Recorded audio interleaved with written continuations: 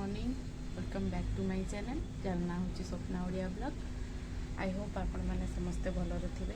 आपण मानक समस्त को हैप्पी ईद। चलतु बर्तमान स्टार्ट करवा हमर ब्लॉग को। देख बर्तमान तो सकाळ हो गला सबू शोचती पिला माने उठी नहांती मुझे शीघ्र उठी जाइए। बाहर व्यू गुड़ा देखु आमर दुटाक गाड़ी ये आमर बाहर थुआई कहीं घर भितर तो रखा को जगह नहीं। बाहर देखु पूरा फांका गोटे पड़ियाटा तो पिला माने ये खेलती 4टा बजले आठी पाखरे गोटे आमर अच्छी नर्सरी सेटा को मुझे देखेबी आपण मान को केबे। यहाँ मोर देखो जो लगे पपेया गछ बा अमृतभंडा गछटे छोट छोट अमृतभंडा है। देखो मोर मनी प्लांटा छोट मनी प्लांट गोटे लगे यहाँ गोटे नुआ प्लांटा यहाँ देखो गोटे नुआ प्लांट यहाँ को प्लांट मु जानी जदि आपण मैंने कहीं जानी तो मत टे कमेंट करके जनइबे यार नाटा कौन प्लांटर ना। चलतु बर्तमान ब्रेकफास्ट हम तापर लंच पे प्रिपेरेसन हम। चलतु आज हे पनीर पनीर को बर्तमान फ्राए करने छाड़ी देती। अभी पनीर फ्राए हम टे रेड आसीगले रेड कलर टे तार लुकटा भल लगे।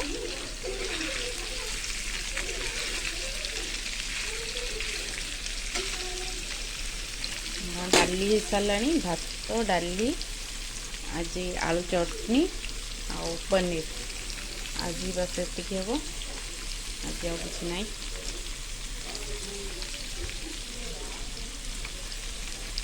देखो पनीर बर्तमान आसला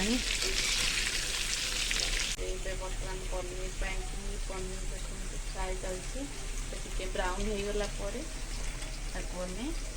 फ्राए तापर मसला टी अल्प मसला देकी केवल फ्राए हम कम मसला फ्राए कर तो बेसी मसला देकी पिलाने भल पाती तो से कम मसला फ्राए कर टमाटो सॉस टी देदेले चलते देखा पिला मैंने कौन कर देखा। देखो बर्तमान 2 जन जाक बस आज स्कूल ऑफ क्लास होनी तो ये 2 जन जाक टीवी देखार बस बसीगला टीवी देखापी आ जड़े तार शुईकी देख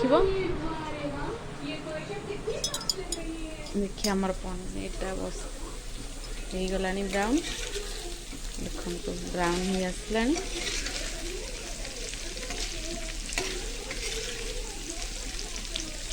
बेसी ब्राउन कले एटा पोड़ी जीवो। एबे हमें ताकू काढ़ी दबा गोटे जगह को काढ़ी दबा।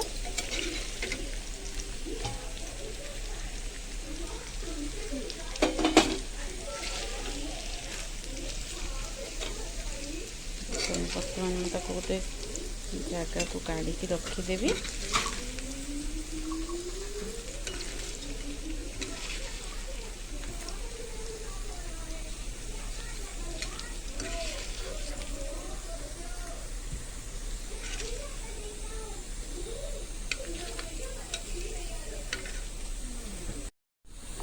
बर्तमान पियाज देली पियाज को टिके ब्राउन होगापी छाड़देवा।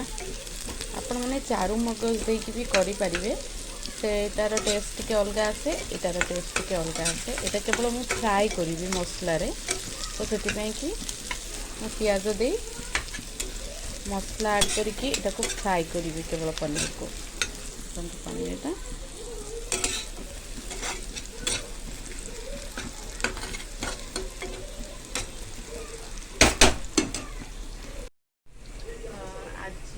बाबांकर जन्मदिन ଯେହେତୁ ବାବା ମାଆଙ୍କର ଫେବୃଆରୀ ମାସରେ ଡେଥ୍ ହେଇଛି ତ ସେଥିପାଇଁକି ଆଜି କିଛି ହେବାର ନାହିଁ ଏମିତି। ତ ଆଜି ଖାଲି ପନିର ଟିକେ ସାଧା ଉପରେ ପନିର ଆଉ ଚଟଣି ଡାଲି କୁନ୍ଦୁରି ଆଳୁ ଭଜା ଏତିକି ହେବ। ସେ ବି ଘରେ ନାହାନ୍ତି, କୁଆଡ଼େ ବାହାରି ଯାଇଛନ୍ତି କାମରେ।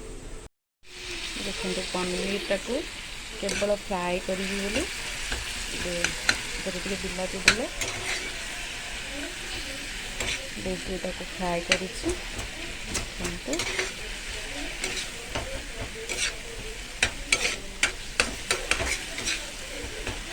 ପିଲାମାନେ ଟିକେ ଏମିତି ଖାଇବା ପାଇଁ ଭଲ ପାଆନ୍ତି, ସେଥିପାଇଁକି ଏଇ ଟାଇପ୍ର କରିଛି।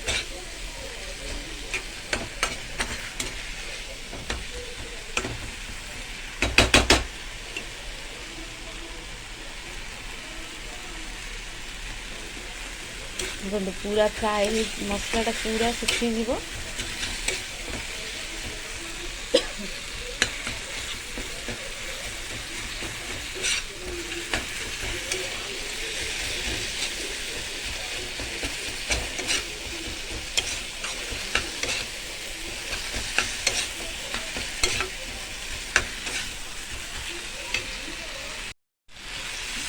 ଏବେ ଦେଖନ୍ତୁ ମୋ ମସଲାରେ ପନିରଟା ମିକ୍ସ କରିଦେଇଛି। ମୁଁ ଏଥିରେ ଲୁଣ ବି ଆଗରୁ ଦେଇଦେଇଛି।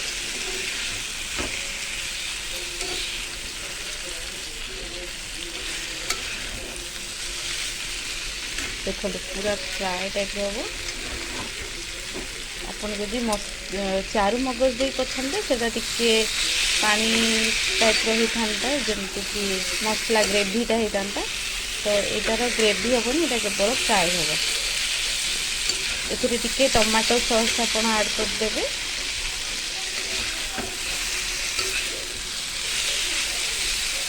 ତ ଆପଣଙ୍କୁ ଏଇଟା ଭଲ ଲାଗିବ।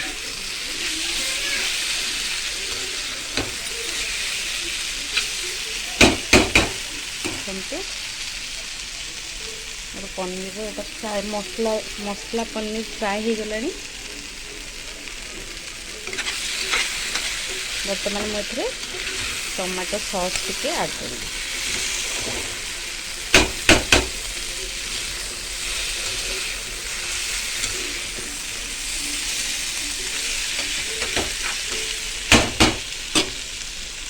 ଦେଖନ୍ତୁ ବର୍ତ୍ତମାନ ମୋର ମସଲା ଦିଆ ପନିର ଫ୍ରାଏ ଯେଉଁଟାକି ଏବେ ରେଡ଼ି ହେଇଗଲାଣି। ଆପଣ ବି ଘରେ ନିଜର ଟ୍ରାଏ କରିପାରିବେ। ତ ଏମିତି ଫ୍ରାଏ କଲେ ବି ପନିର ବହୁତ ଭଲ ଲାଗେ। ବାକି ଆପଣମାନେ ଯଦି ଚାରୁ ମଗଜ ଦେଇକି କରିପାରିବେ ସେଇଟା ବି ଭଲ ଲାଗିବ। ତା'ର ଟେଷ୍ଟ ଅଲଗା ଆସେ, ଏହାର ଟେଷ୍ଟ ବି ଅଲଗା ଆସେ। ଏଥିରେ ଟିକେ ଟମାଟୋ ସସ୍ ଦେଇଦେବେ ଆଉ ଆପଣଙ୍କୁ ବହୁତ ଭଲ ଲାଗିବ ଏଥିରେ।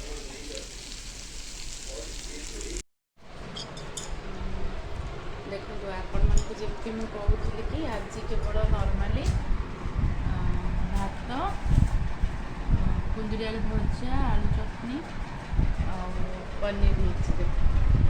ଆଜି କେବଳ ଆଜି ବି ସମସ୍ତେ ଖାଇସାରିଲେଣି, ଏ ପିଲାଟା ବି ଖାଇସାରିଛି। ତ ଆମେ 2 ଜଣ ପ୍ରାୟ ସାଙ୍ଗରେ ଖାଉ। ତାକୁ ଆଜି ଭୋକ ଲାଗିଛି ତ ସେ ସେଥିପାଇଁ ଆଜି ଖାଇ ଦେଇଛି। ଆଜି କେବଳ ଏକା ମୁଁ ଖାଇବି, ଆଉ ସମସ୍ତେ ପ୍ରାୟ ଖାଇସାରିଲେଣି। ବାବା ଖାଇନାହାନ୍ତି ଆଜି, ଆଉ ଇଏ ତ ଆସିନାହାନ୍ତି ଅଫିସ୍ରୁ। ଯଦି ଆପଣମାନଙ୍କୁ ମୋର ଭିଡ଼ିଓଟି ଭଲ ଲାଗୁଥିବ ତେବେ ଲାଇକ୍ କରିବେ, ସେୟାର କରିବେ ଆଉ ସବସ୍କ୍ରାଇବ୍ କରିବେ।